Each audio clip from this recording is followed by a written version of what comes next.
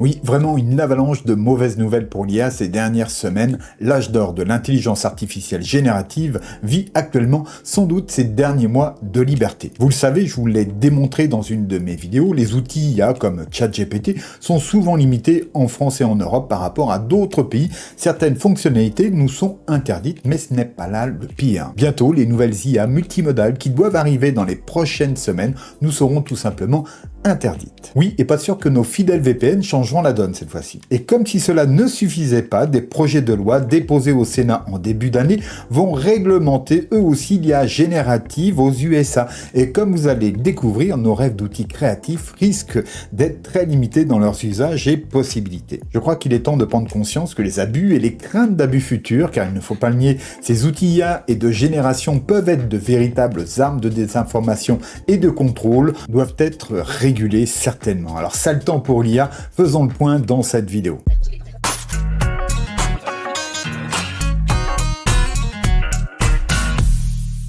Donc oui, l'intelligence artificielle va être fortement réglementée et comme vous allez le découvrir tout au long de cette vidéo, l'Europe a été la première à dégainer. Ce n'est que le début et d'autres régions du monde s'apprêtent à faire de même. Alors intéressons-nous d'abord à l'Europe et aux conséquences que ça va avoir directement pour nous. Il faut savoir que le projet de loi l'IA Act européen est en cours de développement, mais qu'il y a déjà une partie de ce volet qui a été passé et maintenant ce droit-là européen devra être adapté à chaque pays. Bien sûr, il va se dérouler quelques mois, mais les premiers effets vont être là d'ici quelques mois, d'ici Noël, et bien sûr, cela va s'étendre sur environ 3 ans. L'AI Act va d'abord consister à établir une classification des systèmes d'IA selon le risque. Alors, la première classification, c'est le risque inacceptable, et tout cela sera interdit. Et ça concerne donc les systèmes de notification sociale, par exemple, ou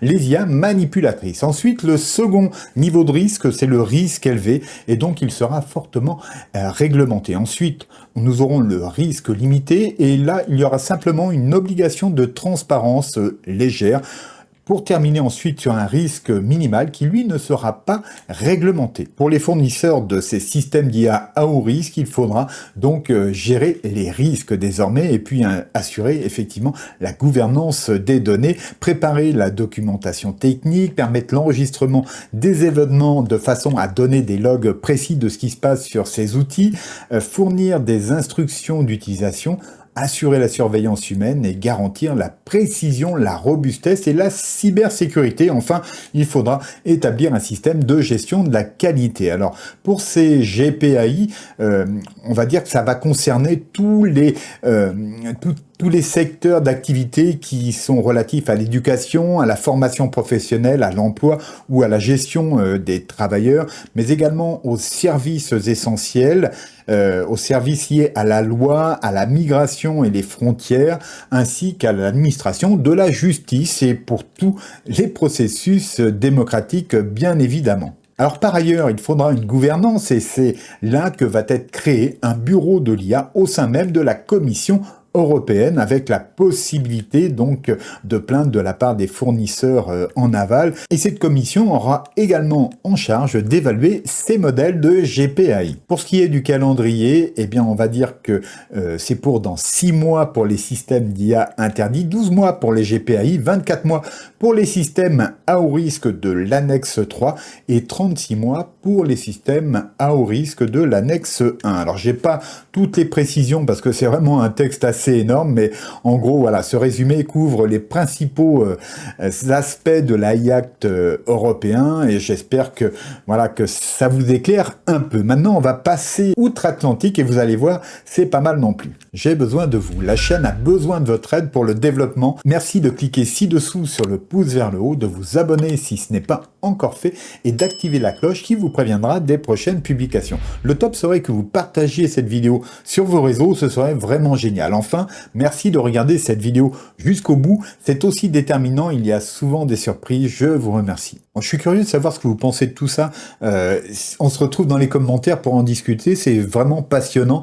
Qu'est-ce que vous pensez donc de ces réglementations? Moi, je suis assez partagé, j'ai bien conscience que devant les abus, il faut réagir, mais je trouve que là, les propositions sont peut-être pas assez pensée justement, ou un peu trop forte dans certains cas. Enfin bref, menons cette discussion dans les commentaires, je vous y attends. Oui, à présent, traversons l'Atlantique et jusqu'aux USA. Et là, vous allez voir que la communauté, donc qui se concentre surtout sur le projet de loi SB 1047, finalement oublie que le projet de loi AB 3211 est un autre tout aussi important et sans doute bien plus agressif pour les fournisseurs d'IA. Alors voici un résumé de ce projet donc de loi californien qui a été présenté au Sénat déjà le 16 février 2024. Hein. Donc le projet AB 3211 est un projet de loi visant principalement les deepfakes intitulé Provenance, Authenticity et Watermarking Standard Act. Et donc, il introduit les filigranes obligatoires, c'est-à-dire que tous les systèmes d'IA générative doivent utiliser des filigranes, quelle que soit leur taille ou leur contenu. Ces filigranes doivent être en plus maximalement indélébiles. Alors ensuite, pour la provenance de ces contenus, les sites web et les applications devront afficher les informations sur la provenance de tout contenu numérique. Hein. Donc c'est d'où la nécessité de pouvoir lire et repérer ces filigranes, n'est-ce pas, qui vont donc être des sortes de métadonnées qui vont permettre la classification des contenus apportés.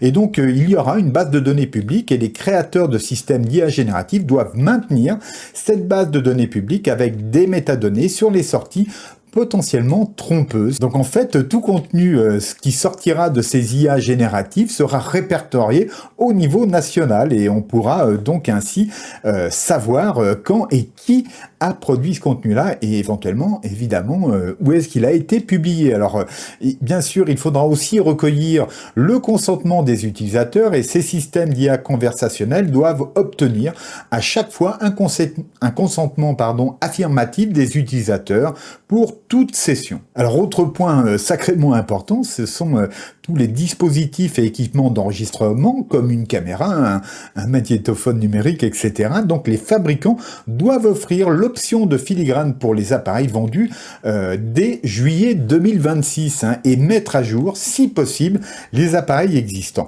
Et là, ça va poser pas mal de soucis parce que quid de nos caméras achetées avant si elles ne disposent pas de ce dispositif? Est-ce qu'on pourra les utiliser et publier encore nos photographies au-delà de juillet 2026? Ça fait pas mal de questions et franchement, voilà, il y a des réglementations là où on se dit effectivement les abus font que nos libertés vont se restreindre encore plus. Et, voilà. Mais bon, voilà, c'est l'état actuel de ce projet-là. Il faut savoir que concernant les grandes plateformes en ligne, celles donc avec plus d'1 million d'utilisateurs, eh bien, ils devront développer des moyens de montrer les métadonnées d'authenticité pour tous les contenus générés par les utilisateurs. Si la loi n'est pas respectée, eh bien, il y aura des sanctions administratives qui pourront aller jusqu'à 500 000 $ par violation intentionnelle ou résultant d'une négligence grave. Et pour ça, la date d'entrée en vigueur, eh bien, c'est le 1er juillet 2026. Donc, c'est dans peu de temps, on a 2 ans devant nous avant que ne s'applique cette réglementation. Alors, chose importante, tous les fournisseurs d'IA devront fournir un décodeur de filigrane public et conduire des exercices de Red Learning. Alors, deuxième projet de loi, le Safe and Secure Innovation for Frontier Artificial Intelligence Model Act, son petit nom c'est SB 1047, qui a été présenté au Sénat californien en février 2024 également. Alors il vise à imposer des tests et des mesures de sécurité supplémentaires pour tous les grands modèles d'IA avant leur utilisation à grande échelle. Alors les principales dispositions incluent qu'il faut s'assurer que les modèles n'ont pas de capacité dangereuse comme création d'armes, manipulation, etc. Est exigé des rapports sur les tests de sécurité. Il faudra mettre en place un interrupteur d'arrêt d'urgence en quelque sorte pour les modèles et le projet cible donc les grandes entreprises IA comme OpenAI, entreprises Meta et les autres géants technologiques. Alors, il définit donc des incidents de sécurité et se concentre sur les dommages potentiels causés par une IA agissant de manière autonome. Le projet a reçu le soutien de certains experts en IA mais fait face à une forte opposition de l'industrie technologique.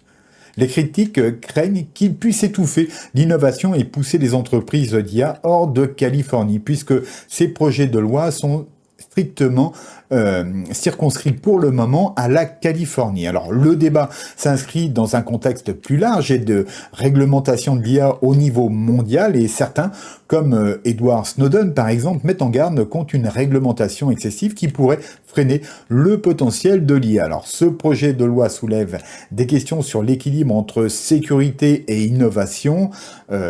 J'avoue que tout cela laisse présager de difficultés effectivement pour innover dans ces domaines-là dorénavant. Il est clair que demain, générer ou publier des contenus synthétiques ne sera plus aussi aisé et les opportunités seront sans doute bien moins importantes qu'aujourd'hui. Alors j'aimerais beaucoup avoir votre avis sur la question de manière polie, respectueuse et constructive. Je vous retrouve dans les commentaires ci-dessous. Sinon, voici ici des vidéos qui vous permettront d'aller plus loin sur le sujet de l'IA. Je vous y retrouve. Abonnez-vous, likez, partagez cette vidéo. Je vous dis à bientôt. Gardez-vous bien. Au revoir.